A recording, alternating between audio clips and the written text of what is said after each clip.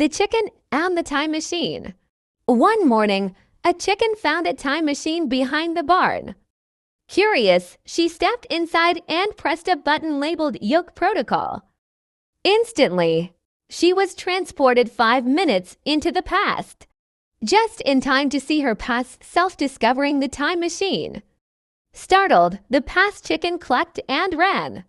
So the new chicken, now technically future chicken, chased her to explain the situation, but tripped over a wormhole, which flung her 5 minutes further back, where yet another chicken was about to discover the machine for the first time.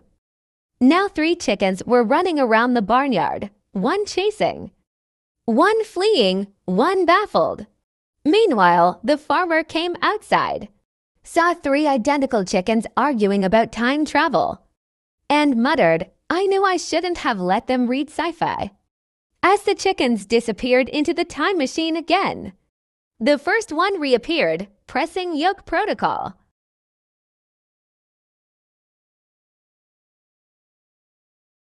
And it all began again.